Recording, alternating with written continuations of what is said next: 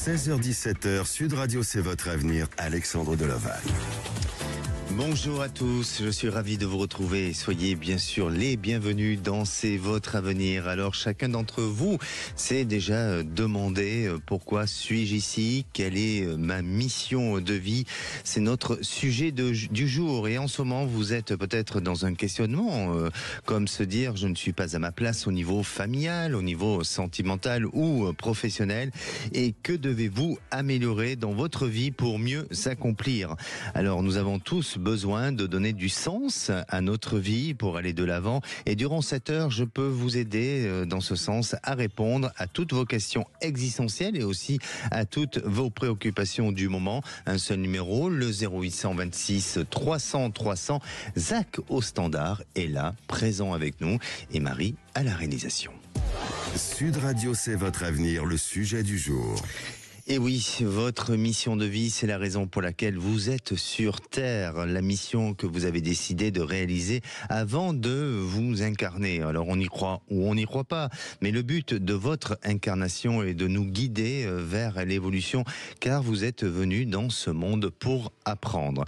Personne ne peut dire le contraire, et c'est en évoluant vers votre mission de vie que vous aurez un impact positif sur le reste des êtres autour de vous. Alors tout le monde a une mission de vie, il suffit tout simplement de la trouver, et la mission de vie c'est comme un filigrane qui guide votre façon d'être depuis votre enfance, mais qui guide aussi vos goûts, vos désirs, vos choix, mais aussi vos envies, et la mission de vie nous permet de nous accomplir pleinement. Ce sont aussi certains événements qui peuvent survenir au cours de votre existence, qui permet aussi de nous réaliser dans notre mission de vie. La mission de vie place régulièrement sur votre chemin d'incroyables coïncidences pour vous éveiller à certaines parties de vous-même ou pour vous inciter à prendre le chemin qui est le vôtre. À vous d'être à l'écoute de votre cœur, de votre petite voix, de votre don et de votre talent ou de vos talents, et celui du désir est d'être tout simplement une personne heureuse, accomplie, pour assouvir votre mission de vie. Sud Radio, c'est votre avenir. Alexandre Delaval. Et j'ai le plaisir d'accueillir ma première auditrice, Annie. Bonjour Annie. Bonjour Alexandre, très heureuse et merci de m'accueillir. Eh bien, moi je suis aussi également très heureux de vous accueillir à l'antenne de Sud Radio, Annie. Et vous nous appelez d'où ? Alors, du Tarn-et-Garonne, de Montauban exactement. Voilà. De Montauban. Voilà. Annie, aujourd'hui on parle de la mission de vie. Alors comme je disais, on a tous une mission de vie.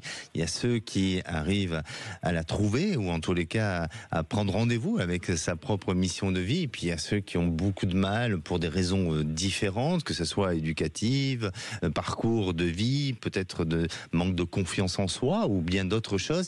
Est-ce que vous faites partie de ces gens qui ont ce sentiment d'accomplir votre mission de vie ? Tout à fait. Oui. Le sujet tombe à pic. Ah, il tombe à pic, alors c'est parfait. Ah, oui. Et je suis pas l'homme qui va tomber à pic quand même. Peut-être dans la réponse. Voilà. Annie, pourquoi le sujet tombe à pic ? Parce que vous-même, vous avez... C'est mon cas. C'est votre cas. Oui, maintenant, voilà, j'ai fait un sacré parcours de vie. Un peu par obligation, j'ai pas eu de choix. Je pense qu'on m'a donné cette mission, qu'il fallait que je sois là pour sauver bien des choses et pour aider tout le monde autour de moi, même ceux qui n'ont pas été trop gentils. Mais ça a été... Voilà. j'aime bien, même ceux qui n'ont pas été trop gentils. Alors vous êtes... J'ai pas de rancune. Voilà. Ah, ben c'est bien. J'ai aidé jusqu'au bout, jusqu'au dernier moment. Là, vous soignez votre âme en parlant de cette manière-là. C'est-à-dire que, oui, tout simplement, c'est que vous évitez de faire souffrir votre âme et vous essayez de vous réconcilier, même si il y a des personnes parfois qui ne sont pas toujours au demeurant sympathiques, mais pour vous vous protégez, vous faites en sorte d'accomplir votre devoir, d'être gentil et sympa. Oui, donc de par mon métier, le centre hospitalier, je me suis passionnée pour ce travail-là qui était très difficile. J'ai appris. Voilà, l'aide aux autres, l'approche des autres. J'ai vu la souffrance. J'ai eu beaucoup de choses, donc je relative beaucoup de choses dans ma vie maintenant. Et puis après, j'ai sauvé, c'est incroyable, j'ai sauvé le patrimoine familial des grands-parents. Important. Et puis oui, c'était important. Bien ça a sûr. été terrible pour pas tout perdre, parce que maintenant mon frère est bien content aussi, ma fille aussi. Comment vous avez fait pour le sauver? Comment vous avez fait? Eh bien, je n'ai pas choisi. Je n'ai pas choisi. Ça s'est passé en 2000. Mes parents, ma mère était gravement malade. Mon père, un locataire, je vous le dis, a convoqué ma mère au tribunal, elle pouvait pas. Et donc, pour leur prendre une maison, il y avait des choses pas honnêtes. Et mon père est venu vers moi. Il m'a dit, bon, maintenant, il faut que tu t'occupes de ça. Nous, on peut plus. À nos âges, on ne peut plus. J'ai dit, d'accord. Mais on passe chez le notaire. Le notaire m'a très, très bien expliqué. M'a dit, si vous avez besoin de quoi que ce soit. Et de ce fait, plus aucun bien ne se sont vendus. J'ai eu beaucoup de mal, j'ai investi beaucoup de mon argent, de mon salaire. Je savais que c'était à fond perdu, mais j'ai tout gardé, je n'ai rien vendu. Magnifique. En tout cas, vous l'avez fait tout simplement pour la mémoire de votre papa, de vos parents. Je le dis souvent. Et bien sûr, bien sûr. Ah oui. Et puis après, mon frère aussi est très content de ça. Tout le monde réalise. Moi, je ne demandais pas tant d'honneur, mais je ne m'y attendais pas. Et puis aussi, les miens, parce que je fais partie de la génération des enfants non désirés après la guerre. Et mais je n'ai pas eu de rancune ni quoi que ce soit. Je les ai soignés, je leur ai fermé les yeux. Vous êtes vraiment vous êtes vraiment dans cet accomplissement de mission de vie, vous voyez, de donner. Je le réalise. Voilà, exactement. Et puis aujourd'hui, est-ce que vous pensez un petit peu à vous? Jamais. Je me suis oubliée complètement. Ah non, il faut pas ça, par contre. Oui. Pardonnez-moi, vous avez quel âge aujourd'hui, Annie? 73. Et vous avez pour intention là de penser un petit peu à vous? Je le souhaiterais. Je me retrouve seule au pied du mur. Et puis voilà, il s'est passé un petit événement là ces derniers mois. Je ne m'y attendais pas du tout. Je rencontré comme ça. Voilà, un monsieur et son charisme, son tempérament. J'ai été séduite. Ce monsieur m'a ouvert la porte pour une simple réparation sur un bien. Et j'ai été très heureuse. Ça m'a redonné confiance. Vous êtes attirée par cet homme? Tout le monde n'est pas mauvais.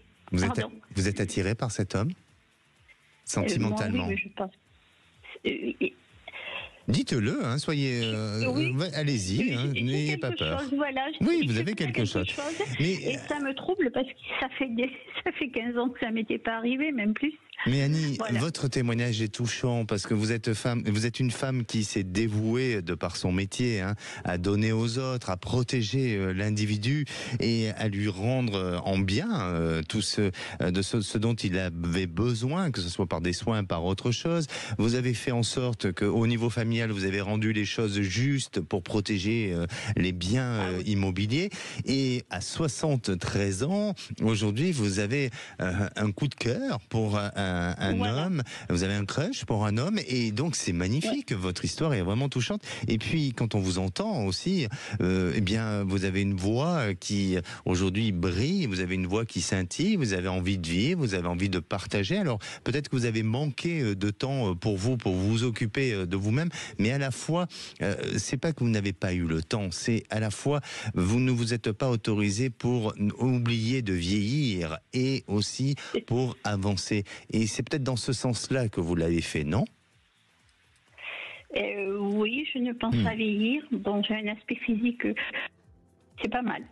Je vois autour de moi un peu de jalousie. Ça pique un peu en plus, vous êtes une jolie dame de 73 ans. Bon, voilà, écoutez. je ne me laisse pas aller, jamais. Messieurs, si vous êtes de Montauban et que vous entendez Annie, eh bien voilà. Bon, Annie, alors, votre question est de savoir si peut-être qu'avec cet homme, il y aurait la possibilité de mieux se connaître, d'avoir une approche peut-être. Non, c'est ça? Peut-être ça. Peut-être, j'adore. J'aime bien votre humilité. Mais oui, vous allez... alors, je pense que cet homme a une forte sympathie pour vous et il n'est pas insensible. Par contre, je ne veux pas vous donner de faux espoirs, Annie, parce que je ne sens pas d'une possibilité d'une réalisation sentimentale. Parce que pour moi, c'est quelqu'un qui... alors, je ne sais pas s'il est vraiment dans l'engagement avec une autre personne, mais je sens que son cœur n'est pas complètement disponible. Et à la fois, je le sens très respectueux envers vous. Et de ce fait, voilà. Et de ce fait, je le sens pas vouloir aller plus loin ou franchir. Par contre, de créer une complicité, de créer un lien avec qui vous pouvez échanger, avec qui vous pouvez peut-être partager peut-être des petits moments en toute amitié. Et parfois, il y a des fortes amitiés qui sont plus fortes que certaines relations sentimentales. Eh bien là, oui, c'est possible. Il y a une différence d'âge entre lui et vous ? Et je n'ai pas osé. Oui, mais à vue d'œil comme ça. Je pense pas trop. Pas non, trop. Non. Bon, ça va alors en plus. Mais voilà, moi je le sens, si vous voulez, non pas timide, mais je le sens sur une forme de réserve,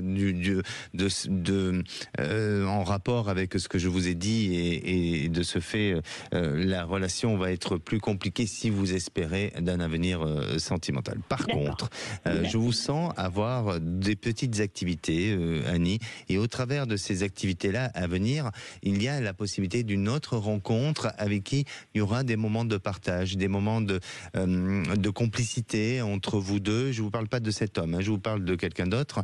Et c'est lié à des activités qui sont des activités, pas de plein air, mais des activités peut-être de loisirs, mais à l'intérieur d'un établissement, à l'intérieur d'une organisation où là, vous aurez cette possibilité d'échanger et de vivre des moments assez joyeux, des moments assez intenses et qui va complètement combler votre cœur. Mais en attendant, restez dans cette dynamique, restez dans cette générosité d'âme, restez dans cette ouverture envers l'individu, parce que je crois que la vie va continuer à vous accompagner vers des personnes qui prendront aussi soin de vous.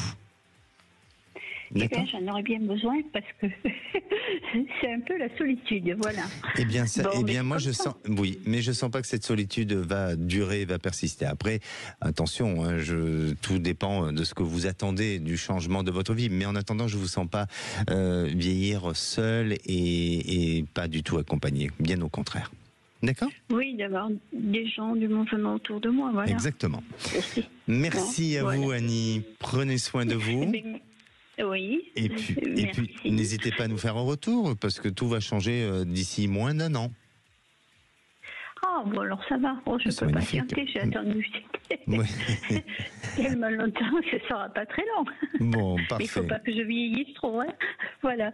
Bon, principal, merci de m'avoir... C'est ce que vous avez dans l'esprit et dans la tête, Annie. C'est ce qui est de plus important. Oui, ça je l'ai bien compris. Voilà. Merci, on vous embrasse très fort. Merci Alexandre, merci à toute l'équipe de Sud Radio. Merci bien, bonne fin d'après-midi, au revoir. Et oui, la meilleure façon de changer votre monde, c'est en vous réalisant dans votre mission de vie. Alors, mais comment y arriver ? Et avez-vous besoin d'aide ? Je peux vous aider à vous accompagner vers votre chemin de vie, mais aussi à répondre à toutes vos questions, quel que soit le domaine. Un seul numéro, 0826 300 300. Dans quelques minutes, j'aurai le plaisir d'accueillir Marie. Alors, Marie travaille depuis plus de 33 ans dans une même société.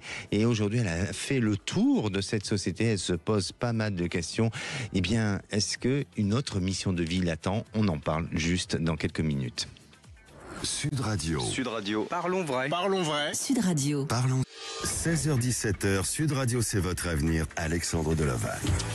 Et de retour dans votre émission, c'est votre avenir. Alors aujourd'hui, on parle de votre mission de vie. Est-ce que vous arrivez à vous accomplir dans votre mission de vie, ou avez-vous trouvé, ou l'avez-vous pas tout simplement trouvé votre mission de vie ? Alors vous savez qu'une mission de vie non accomplie ou ignorée génère un fort sentiment d'anxiété et de frustration. De là naît le sentiment de ne pas être à sa place ou de ne pas se sentir sur la bonne voie. Vous pouvez vous sentir éloigné de votre votre mission de vie dès lors que vous ne ressentez aucune joie venant de votre cœur à exercer tout simplement votre activité. Que vous avez aussi peut-être le sentiment d'être en décalage avec les personnes qui vous entourent dans votre métier ou dans votre vie.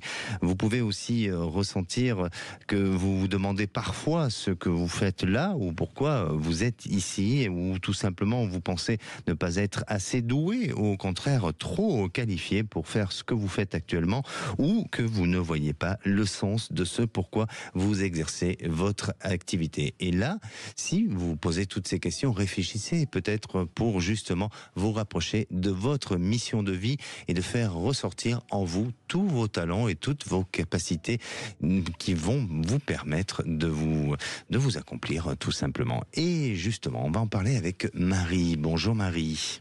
Bonjour Alexandre. Bienvenue à l'antenne de Sud Radio, Marie. Merci. Alors, dans ce que je parlais, là, du sujet que je parlais sur la mission de vie, de la manière dont on peut s'éloigner, est-ce qu'il y a justement des éléments qui donnent du sens à votre vie actuellement ou pas? Du sens, oui, toutes mes activités, la danse, le chant, oui, tout ça, ça donne du sens dans ma vie, oui, bien sûr. Bien sûr. Et aujourd'hui, est-ce que vous avez le sentiment d'avoir un peu accompli votre mission de vie, ou est-ce que vous êtes toujours en recherche? Parce que parfois... Pour moi, la mission de vie, ça serait d'arriver à être à une totale harmonie avec moi-même. Voyez. Oui, ouais. Bien sûr. Avec vous-même et avec les autres, j'imagine. Et avec les autres aussi, bien sûr. Oui. Vous ne l'êtes pas aujourd'hui?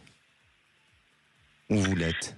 Avec les autres, je pense que oui, mais avec moi-même, j'y arrive, mais le chemin est long. Alors, moi, de ce que je pense aussi, c'est qu'on peut avoir plusieurs missions de vie. C'est-à-dire qu'il y a une période de notre existence où on fait des choses et on est complètement en accord avec soi-même et puis avec les autres. Et puis, à un moment donné, on ne l'est plus. Pourquoi? Parce que on a besoin de changer et d'aller vers une autre évolution. Notre système, je dirais, notre évolution personnelle nous amène à évoluer. Et c'est peut-être votre cas. Je vous parle de ça parce que c'est ce que je ressens chez vous. C'est-à-dire que ce que je ressens, c'est qu'il y a eu une période où vous étiez complètement en phase avec votre vie, votre mission de vie, et aujourd'hui, vous l'êtes peut-être un peu moins. Et peut-être justement par rapport au sujet professionnel, parce que c'est le sujet dont vous voulez parler aujourd'hui. Vous avez été pendant 33 ans dans une société, on peut donner, pas le nom de l'enseigne, mais le secteur... le secteur d'activité? C'est la grande distribution. C'est la grande distribution. Donc pendant 33 ans, vous avez été dans la grande distribution. J'y suis encore. Et vous y êtes encore. Alors vous y êtes encore. Et vous ne vous retrouvez plus dans ce métier-là? Non. D'accord. Pour quelle raison? Parce que le métier ne m'intéresse plus. Je pense que j'ai fait le tour. Eh bien voilà. Si vous avez accompli votre mission de vie. Tout simplement. Non? Est-ce que durant toutes ces années, auparavant, vous avez été réellement investi? Est-ce que vous avez aimé votre métier? Il y a eu des périodes où je l'ai aimé, il y a des périodes où je l'ai moins aimé. Ça n'a pas été... Je ne parle pas par rapport aux gens autour de vous, aux façons de gérer, de manager ou autre. Je parle par rapport au métier. Oui. Il y a eu les premières années, 15 ans... Ouais, peut-être, oui, je l'aimais, oui.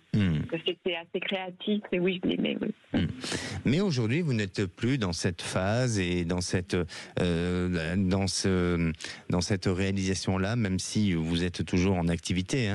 Donc, quelle est votre question? En fait, est-ce que vous voyez... Et que voyez-vous dans mon avenir professionnel? Est-ce que je vais changer? Est-ce que ça va s'arrêter? Est-ce que...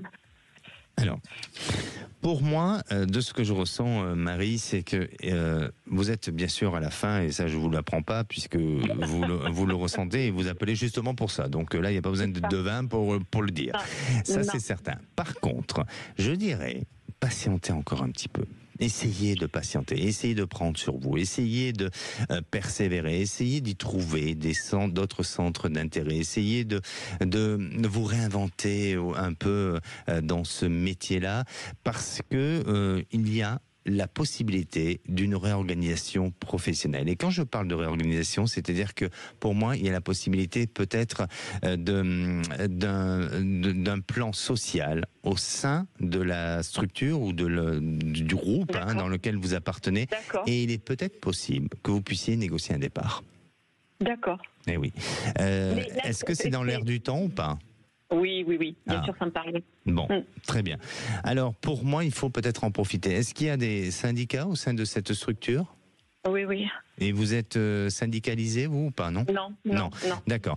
Bon, en tous les cas, je sens que ça demande encore un petit peu de temps. J'ai du mal à vous dire la date exactement, mais je dirais que dans les 1 an à venir, eh bien, vous êtes amené à pouvoir négocier une issue de sortie, peut-être la possibilité d'un licenciement. Vous avez quel âge, Marie, si c'est pas indiscret ? 57 ans. 57 ans, donc encore un peu trop jeune pour partir à la retraite. Oui. Eh oui, c'est ça. Donc pour moi, je pense qu'il y a quelque chose qui va se décider et vous permettre de pouvoir négocier tout simplement aussi une prime de départ et avec un licenciement économique où il y a quelque chose de possible pour vous. Et là, eh bien, ça va vous donner la possibilité de vous réinventer et de retrouver une autre mission de vie, Marie. D'accord. Et il ne faut pas hésiter justement à aller chercher en vous tout votre potentiel, toutes vos possibilités et vraiment à explorer des choses que vous n'aurez jamais osé faire. Et pour moi, je pense que vous avez cette capacité à protéger l'individu, à apporter aux autres, à transmettre, à apporter un savoir sur lequel vous n'avez peut-être pas encore su trouver la voie dans laquelle vous devez vous diriger, mais il y a quelque chose de bon et de positif et je sens de l'encadrement autour de vous. C'est-à-dire que comme si à l'avenir vous aviez cette possibilité de manager, comme si vous avez cette possibilité d'encadrer des personnes ou de protéger des gens qui se retrouvent dans des situations de fragilité ou de difficulté. D'accord. Est-ce que vous avez une idée pour le futur ? Non. Non, toujours pas. Donc c'est pour ça. C'est pour ça que les choses ne sont pas encore fondées, elles ne sont pas encore pensées, parce que vous n'êtes pas encore arrivé à cette phase de départ par rapport à votre entreprise. Mais ça va le faire, je vous dis, d'une période d'1 an, et puis ensuite, bien réfléchissez. Mais pour moi, je vous sens déjà ne pas arrêter à travailler, et ensuite, tout ce qui touche à une notion d'encadrement, ça peut ressortir pour vous, et ça va vous plaire, et ça sera peut-être une des prochaines missions de vie que vous devez accomplir. D'accord. Ça a été pour vous, Marie ? Oui. Bon, du coup, la dernière... si je reste encore 1 an, ça va bien se passer. Oui, il faut absolument essayer de le voir. De prendre du recul, de voir les choses positives. Et puis, je ne veux pas dire réinventez-vous, mais prenez ça avec beaucoup plus de légèreté, tout en étant bien sûr sérieuse au travail. Mais essayez de créer un peu de la nouveauté dans votre fonctionnement, dans votre méthode de travail, même si je pense que vous ne pouvez pas tout faire comme vous le souhaitez. Mais en attendant, ça va permettre de lâcher prise, de laisser passer du temps. Et puis surtout faites attention, parce que parfois dans une entreprise, quelle que soit l'entreprise, vous avez plusieurs clans et vous avez ceux qui sont là pour démonter un système, vous avez ceux qui sont là pour essayer de diviser les autres, vous avez ceux qui sont là pour essayer... Voilà. Donc restez neutre. D'accord. Et ça va vous protéger. D'accord ? Ok. D'accord. Merci à vous. Prenez soin de vous, Marie. Alexandre. Et surtout, ne vous inquiétez pas de l'avenir. Et j'en suis sûr que vous êtes à l'approche d'un nouvel ère et de votre nouvelle mission de vie. Merci beaucoup, Alexandre. Merci. Et si vous aussi, vous pouviez transformer votre monde en vous réalisant dans votre mission de vie, que feriez-vous ? C'est une bonne question. Eh bien, moi, vous voyez, par exemple, je regarde Marie à la réalisation, je regarde Zach à la réalisation. Quand je dis que feriez-vous, il y a le regard qui part en l'air. Qu'est-ce que je pourrais faire ? Eh bien, racontez-nous tout ça à l'antenne. Quelle est votre mission, de vie ? Mais aussi, venez poser toutes vos questions qui vous préoccupent actuellement. 0826 300 300. On va se retrouver dans quelques instants avec Élie. Alors, Élie vit une situation compliquée avec son fils et depuis quelque temps, il ne donne plus signe de vie. Il a peut-être ses raisons, mais elle a aussi peut-être ses raisons. Elle va tout nous dire dans quelques minutes. Ne bougez pas. Appelez maintenant Sud Radio au 0826 300 300 et participez à C'est votre avenir. 16h-17h, Sud Radio C'est votre avenir, Alexandre Deloval. Et de retour sur Sud Radio, bienvenue à tous ceux qui nous rejoignent pour cette deuxième partie de C'est votre avenir. Alors vous avez peut-être besoin de réponses à vos questions. Un seul numéro 0826 300 300. Aujourd'hui on parle de mission de vie. Et oui, alors votre mission peut être bien et doit être à la taille humaine. Une personne qui toute sa vie tente de s'améliorer, de faire des choix en conscience et se préoccupe de son prochain avec altruisme fait déjà avancer le monde bien plus qu'il ne l'imagine et forcément s'accomplit dans sa vie. Être à l'écoute de soi et d'autrui, de son don aussi, quelle que soit la forme du don, c'est faire un pas vers sa mission de vie, accepter de vous découvrir, de vous réaliser sans les clichés formatés et dictés par notre système sociétal et surtout, comme je le disais tout à l'heure, soyez au rendez-vous avec votre mission de vie et puis vous pouvez être aussi au rendez-vous tous les jours à l'antenne de Sud Radio et notamment en écoutant C'est votre avenir et aussi en participant à l'émission 0826 300 300. Et là, à présent, eh bien, j'ai Élie, notre auditrice. Bonjour Élie. Oui, bonjour Alexandre. Je vous remercie de me recevoir à la radio. Merci infiniment. Merci à vous Élie. Vous nous appelez d'où ? Moi, je vous appelle de la région du Vaucluse. Du Vaucluse, parfait. Oui. Alors, Élie, je vais vous poser cette petite question du jour, une question existentielle, car je crois que tout le monde s'est posé la question, et d'autant plus, on se la pose quand on est jeune, généralement, quand on est dans une phase où on commence à prendre conscience de ce que nous sommes, de ce qu'est la vie, et pas seulement la vie rose, parce qu'on voit parfois la dureté des événements. Eh bien, c'est à ce moment-là où on se pose cette question, mais pourquoi je suis là ? Qu'est-ce que je dois faire ? Et qui suis-je réellement ? Et est-ce que vous êtes posé ce genre de questions ? Est-ce que vous avez accompli votre mission de vie ? Je pense l'avoir accompli, ma mission de vie, parce que depuis mon enfance, c'était aider les autres, en fait. Et c'est vrai que j'ai travaillé toujours dans ce domaine-là. J'étais gouvernante, j'ai travaillé auprès de personnes, je m'occupais beaucoup de personnes dans ce milieu-là, et j'ai fini ma vie, aujourd'hui je suis à la retraite, j'ai fini ma vie dans ce milieu-là, voilà. Et vous l'avez fait... professionnelle. Bien sûr. Et vous l'avez fait avec votre cœur, avec votre dévouement, bien sûr, avec le côté professionnel, mais... Oui, tout à fait. D'accord. Alors, aujourd'hui, votre mission de vie, c'est peut-être de voir votre fils heureux. Aujourd'hui, ça serait, oui, de voir mon fils heureux, exactement. Pour jusqu'à présent, les relations entre lui et moi se passaient vraiment très bien. Et depuis quelques temps, depuis cet été, je ne sais pas ce qu'il a envers moi, il devient agressif, de plus en plus agressif. Il a des reproches, énormément de reproches, comme quoi, quand il était enfant, je m'en suis trop occupée, je l'ai étouffé, je l'ai un peu couvé. Et aujourd'hui, je ne sais pas, les relations se sont beaucoup dégradées ces derniers temps. Il me menace même de ne plus me laisser sa fille, ma petite fille. Alors, pardonnez-moi, je vous coupe la parole, Élie, c'est pas poli, mais j'ai besoin d'avoir une information par rapport à ce que vous avez dit durant son enfance.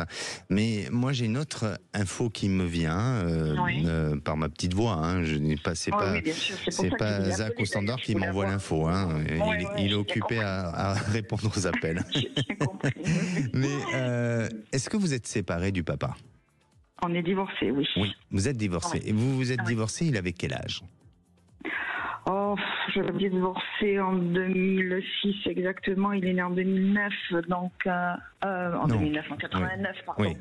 En 89, il était jeune, il était très jeune. Mais ensuite, nous avons repris la vie conjugale et on est resté encore 15 ans sous le même toit alors qu'on était divorcés. Oui.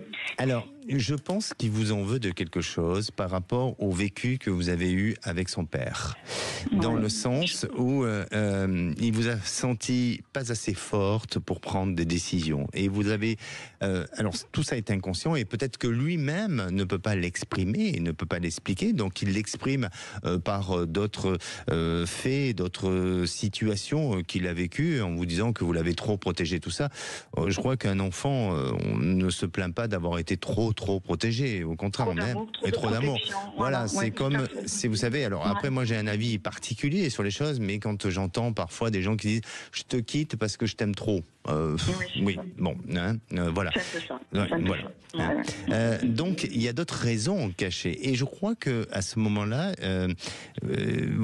inconsciemment, il a subi, si vous voulez, une relation parentale sur laquelle il aurait voulu que vous preniez plus de décisions à ce moment-là. Alors je ne sais pas si c'est la décision d'une séparation définitive ou est-ce que c'est d'une autre décision à s'affirmer autrement et différemment.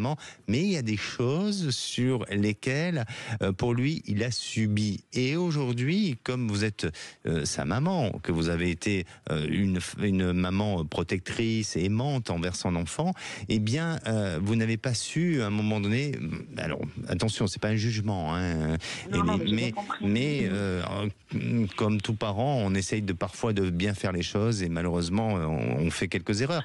Eh bien, je crois que, voilà, il y a des choses sur lesquelles vous aurez dû réagir et vous aurez dû vous affirmer plus par rapport à son père. Et il vous fait payer un peu cette dette. Mais tout ça est inconscient. Alors, aujourd'hui, si vous voulez, il a un enfant. Hein. Oui, c'est ça. Il a une petite fille de 11 ans. Oui, comment il réagit avec sa petite fille ? Disons que je pense qu'il la met un peu au courant de notre relation en ce moment tous les deux. Oui. Elle est au courant de notre désaccord, enfin de nos prises de bec, on va dire. Hein. Oui. Et elle est prise entre deux feux. Elle est prise entre son papa et entre moi, donc parce qu'elle m'adore et c'est une gamine. Bon, il s'est séparé très jeune de la maman. La petite avait 2 ans et demi. Donc automatiquement, j'étais encore en couple à l'époque, j'ai récupéré, il est revenu vivre sous notre toit, je me suis occupée de cette petite, je m'en suis occupée, je l'amenais à la crèche tous les matins, je l'amenais à l'école.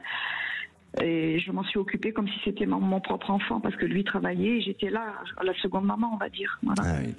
Alors c'est ça, parce qu'il y a un rapport avec son enfant, il y a quelque chose, hein, et il y a une petite jalousie, qui semble ressortir et ce qui vous a amené à avoir des petites prises de bec. Mais je crois que c'est important, qu'il se fasse peut-être aider, accompagner. Est-ce qu'il est ouvert à ce genre de choses? Je ne sais pas. Voilà, donc malheureusement. Et ça sera compliqué. De l'amener à une véritable analyse et à une véritable compréhension. Alors, pour moi, je vais vous répondre très clairement, je pense que ça va s'améliorer dans le temps. Mais dans le temps. D'accord. Ça va pas s'améliorer immédiatement. C'est-à-dire que dans la maturité, dans le temps, dans le vieillissement, dans la compréhension, dans le fait aussi de prendre conscience qu'à un moment donné, on devient un peu le parent de ses parents parce que voilà, on vieillit tous et tout ça. Quand j'aurai 80 ans, donc. Non, je parle du temps, mais le temps, je le mesure pas par rapport à votre situation. Donc, ça peut être un temps plus proche que quand vous aurez 80 ans. Mais dans le temps, les choses vont s'apaiser, vont se calmer. Et par contre, c'est lui demander tout simplement de ne pas mettre votre petite fille dans le lot et qu'elle ne soit pas en prise d'otage par rapport à cette situation qui ne lui appartient pas. C'est ce que je fais. Et c'est lui et son père. Donc le grand-père et lui prennent la petite en otage, en me faisant du chantage, en me disant voilà, tu la verras plus, tu t'en occuperas plus, tu la verras plus, parce que tu es nuisible pour elle. Il s'en est pris à mon compagnon, voilà, il s'en est pris verbalement à mon compagnon. En tous les cas, dites à votre petite fille, répétez-le, je sais que vous le faites, que vous l'aimez, que jamais vous ne l'abandonnerez, et que s'il y a des événements extérieurs, que c'est pas de votre gré, que vous ferez tout pour être là, pour la protéger, pour l'aimer, que quoi qu'il arrive, même s'il y a des moments où des relations qui vous éloignent un peu, vous serez là pour vous retrouver, rassurez-la dans ce sens-là et délimitez bien tous ces conflits-là pour justement faire en sorte que ça ne vous envahisse pas trop sur le plan émotionnel et prenez du recul. Si j'ai un conseil à vous donner, prenez du recul, laissez faire un peu le temps parce que pour moi, c'est avec le temps que les choses se feront. Pourquoi ? Parce que autant son père que votre fils ne font pas suffisamment un travail d'introspection sur eux-mêmes et de compréhension. Je ne suis pas en train de les acclamer, pas du tout. Je ne me permettrai pas de juger. Mais je ressens que le problème est bien au-delà de ce qu'on vous reproche aujourd'hui. D'accord. Moi, ce qui me fait peur, c'est que voilà, ma relation est en train d'en prendre un coup. Voilà, je suis avec une personne depuis 5 ans maintenant, nous vivons ensemble. Et j'ai peur que ça dégrade notre relation. Non, si vous agissez de la sorte et de cette manière-là, en prenant du recul et tout ça, non, je pense que ça va. Mais effectivement, votre compagnon peut-être peut en avoir marre aussi de ce genre de situation. Donc, est-ce qu'il peut être... bien sûr, évidemment. D'accord. Oui. Par contre, j'ai un mariage, Alexandre, j'ai un mariage le 31 mai et il est parrain de la mariée. Donc, est-ce que je dois y aller à ce mariage? Est-ce que je dois... Votre fils est parrain de la mariée? Oui. J'ai peur d'aller à ce mariage et que ça dégénère encore et que ça mette la mariée en porte-à-faux. Suivez votre petite voix et faites comme il vous semble bon de le faire. Maintenant, moi, intuitivement, je sens que vous n'allez pas y aller, mais je ne veux pas vous influencer. Je ne veux surtout pas vous influencer. Suivez votre petite voix et ne faites pas les choses à contre-cœur. D'accord. Merci à vous. Merci. Prenez soin de vous. Merci beaucoup, Alexandre. Merci beaucoup. Au revoir. Et j'ai le plaisir d'accueillir Fanny. Bonjour Fanny. Bonjour. Bienvenue à l'antenne de Sud Radio, Fanny. Merci. Alors Fanny, vous avez quel âge? Je vais sur mes 40 ans. Là, les bientôt. 40 ans, c'est le bel âge. Oui. Et vous êtes d'Oloron-Sainte-Marie. Oui, exactement. Sympa comme endroit. Oui, c'est le Béarn. C'est le Béarn, voilà, exactement. Alors, Marie, vous... oh là là, votre situation est compliquée. Oui, je suis dans une période de grand... oui, oh là là. Zéro. Oh, effectivement. La vie ne vous fait pas de cadeaux, hein? Alors, je pense que c'est une mise en mouvement. Voilà, moi, j'ai donc dû quitter mon logement parce qu'il y a une mise en péril de l'immeuble. Bon, je suis locataire, donc c'est moins pire que les propriétaires, mais c'est vrai qu'il y a un gros retour voilà, dans le flou là, de pas trop savoir où ça s'en va. Mais pourquoi? Pour quelle raison? Qu'est-ce qui s'est passé dans cet immeuble? Il y a eu un défaut de structure. En fait, il y a eu une rénovation il y a 20 ans qui a été faite par un escroc. Donc, en fait, ils s'en sont rendus compte là que le bâtiment ne tenait pas bien. Oui. Et donc, ils nous ont évacués, voilà. D'accord. Vous êtes relogé? Alors non, je suis dans un logement provisoire que j'ai dû requitter. C'était un gîte que je pouvais pas rester. Donc pour l'instant, je vais pas retrouver ce logement. Donc je suis à la recherche d'un nouveau logement. Et il y en a un j'ai fait une demande de logement social et il y en a un qui me sera peut-être attribué dans un village à côté. Oui. Mais rien n'est sûr en fait. Et c'est vrai que dans ce moment un peu de flou, voilà, je me suis dit que c'est... on avait envie aussi de trouver une petite maison, à savoir est-ce qu'on achetait ou pas. Voilà, c'était un peu plein de possibles qui s'ouvraient. Voilà. D'accord, mais on vous a délogé et on vous a mis dans la précarité, tout simplement, non? C'est un peu ça. Voilà, c'est un peu ça, bien sûr. Ils nous ont sauvés aussi quelque part. Oui, j'entends, bien sûr. La vie, bon, l'immeuble c'est pas écroulé aujourd'hui. Voilà, non. bon. Mais par précaution et par sécurité, ils ont pris les dispositions de ça, je l'entends. Mais aujourd'hui, vous vous retrouvez quand même dans cette notion de précarité, dans cette notion d'inconfort, et vous n'avez pas choisi d'en arriver là, vous voyez. Alors, vous me parlez de faire un investissement, de faire un achat. Oui, mais pas tout de suite. Vous allez avoir un logement, peut-être un logement social. Il faut forcer pour avoir ce logement-là. Ça peut être bien, ça peut être positif, avec certains avantages. Et c'est ce qui vous amènera à réfléchir, de se dire, est-ce qu'il vaut mieux peut-être pas profiter pour l'instant de ce logement-là et de capitaliser encore un peu plus pour investir, investir plus tard et mieux investir, voyez, et ne pas investir avec précipitation. Oui, c'est un peu les réflexions qu'on a, parce que vraiment le logement, enfin en tout cas s'il nous les est attribués, serait vraiment pas cher et permettrait justement de mettre des sous de côté. Eh bien je pense qu'il va vous être attribué et ça vous permettra justement de réfléchir et de prendre ce temps nécessaire pour avancer. Et puis tout ça va se mettre en place sur le logement social. Je pense que sur le courant du mois de mars, vous êtes en vue d'avoir une décision, en tous les cas d'avoir une réponse. Hein. Ça se fait serait de manière assez rapide. Imminente, ouais. Voilà, mais n'hésitez pas à tout simplement à alerter et puis à demander de l'aide. Oui, voilà, je suis aidée par les services de la mairie et tout ça, on est très aidés. Il faut se mobiliser, d'accord. Et votre mission de vie, c'est quoi? C'est justement d'affronter certaines épreuves dans votre vie? Oui, on peut dire ça. Moi, je pense que j'ai passé un cap d'une grosse mission de vie qui a été de me restabiliser d'une maladie que j'ai eue à 20 ans, donc presque depuis 20 ans, donc qui a été un gros cap de ma vie. Et depuis 4-5 ans, je me suis restabilisée et j'ai trouvé un travail qui m'épanouit énormément, mais je dois quitter ce travail aussi en juin parce que c'était en insertion, donc ça se termine et voilà, je repars à zéro aussi sur le côté professionnel. Cette année. Oui, c'est bien.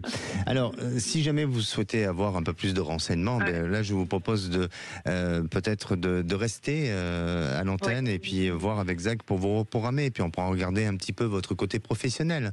Parce que je pense que vous avez besoin d'aide aussi. Vous avez besoin que je sois un peu plus à votre écoute. D'accord ? D'accord. Ok. Merci à vous et surtout ne raccrochez pas. Zach va vous reprendre au standard. Ok, mais très bien. Merci beaucoup. Merci.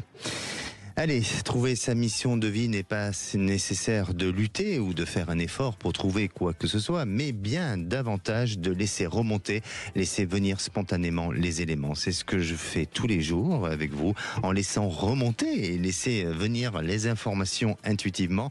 Alors, vous voulez tenter d'avoir des réponses à toutes vos questions. Un seul numéro, 0826 300 300. On se retrouve dans quelques instants avec Gilles. Gilles vient de se séparer avec sa future ex-femme et ils ont un bien à vendre et ils se posent la question s'ils vont pouvoir le vendre. On en parle juste après, ne bougez pas. Retour de C'est votre avenir dans un instant sur Sud Radio. 16h-17h, Sud Radio C'est votre avenir, Alexandre Delaval. Et de retour sur Sud Radio, à présent si vous souhaitez participer à l'émission de C'est votre avenir et celle de demain, eh bien ce sera sur l'apprentissage du tarot de Marseille. Alors est-ce que vous pratiquez le tarot de Marseille? Que vous apporte-t-il au quotidien? Est-ce que vous y trouvez des inconvénients de pouvoir faire des lectures avec le tarot ou est-ce que vous avez des bénéfices de faire un tirage de tarot? Eh bien, on en parle demain et même si vous avez vécu une expérience avec quelqu'un qui pratique le tarot de Marseille, n'hésitez pas. Et puis surtout aussi, posez toutes vos questions. 0826 300 300. Vous allez retrouver dans quelques minutes les vraies voix présentées par Philippe David et Cécile des Minibus. Et à présent, j'accueille mon dernier auditeur de la journée, c'est Gilles. Bonjour Gilles. Bonjour Alexandre. Bienvenue à l'antenne de Sud Radio, Gilles. Merci de votre accueil. Merci à vous. Vous nous appelez d'où? Des Landes. Des Landes, parfait. Gilles, alors, une petite mission de vie ou pas mission de vie pour vous? Plus j'avance, plus je crois qu'il y en a une, mais je n'ai pas encore trouvé. Bon, en tous les cas, vous avez l'air d'être sympa, donc peut-être que votre mission de vie est de continuer à être sympa, non? En tout cas, c'est ma philosophie. C'est votre philosophie. Bon, mais c'est très bien. Alors, Gilles, vous avez, oui, vous êtes en phase de vous séparer, ou enfin, vous avez décidé de vous séparer avec votre compagne. Vous êtes restés combien de temps ensemble? 20 ans. Pas mal, pas mal. Et on peut savoir pourquoi? C'est rigolo, les chemins de vie qui vraisemblablement on est arrivé à la fin d'une histoire et il semblerait qu'on grandisse différemment. Et qu'on se dirige vers autre chose en tout cas. Vous avez toujours, je vais vous poser une question, vous avez toujours été fidèle? Oui. Oui? Ouais, j'aime bien le petit oui. Oui. Bon, très bien. Aujourd'hui, vous avez décidé, donc vous avez une maison en commun et vous avez décidé de vendre cette maison. Oui. Et qu'est-ce qui se passe alors? Pourquoi vous nous appelez? Eh bien, parce que l'actualité immobilière bouge beaucoup en ce moment et que par rapport aux évaluations qui ont été faites, rien ne bouge. Oui. Donc on a décidé de retirer la maison de l'agence avec qui on travaille et on va la vendre nous. Et oui. C'est vrai que je m'interroge, qu'est-ce qui fait qu'il bloque alors qu'on est sur une maison qui a été entièrement rénovée. Et pour moi, il n'y a pas tout ça. Bien sûr le prix, mais le prix, on est dans ce qui a été indiqué, on est dans la moyenne. Donc voilà, je venais pour avoir des éclaircissements. D'accord. Alors, ce qui bloque, pour l'instant, c'est parce qu'il n'y a pas d'acheteurs potentiels, voilà. Mais c'est pas seulement ça. De ce que je ressens, c'est aussi au niveau de l'environnement. Il y a quelque chose qui me gêne sur l'environnement. Elle est bien placée, votre maison ? Oui. Oui. Est-ce qu'il n'y a pas en vue d'une modification de l'environnement ou des projets qui pourraient se décider autour de la maison ? Pas à ma connaissance. Pas à votre connaissance ? On est sur une zone naturelle, donc normalement on n'a pas trop le droit de construire. D'accord. Est-ce qu'elle est trop isolée alors, peut-être ? Non, à la proximité du bourg. Du bourg, ouais.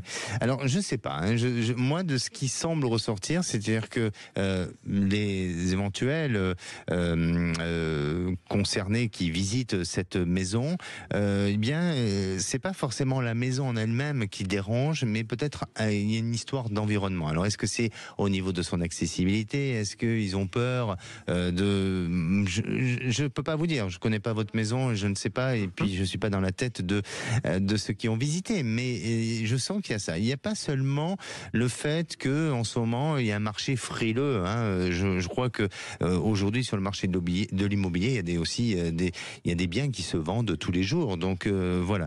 Après, vous avez raison, hein, peut-être de prendre à nouveau le marché en main, ou en tous les cas le bien pour le vendre vous-même, parce que je pense que vous avez cette capacité, mais vous allez vous faire aider. Vous allez vous faire aider par un intermédiaire. C'est-à-dire que je ne sens pas forcément une agence immobilière, mais je sens quelqu'un qui peut être un marchand de biens, ou qui peut faire parler de vous, qui peut avoir des réseaux, qui peut avoir des contacts.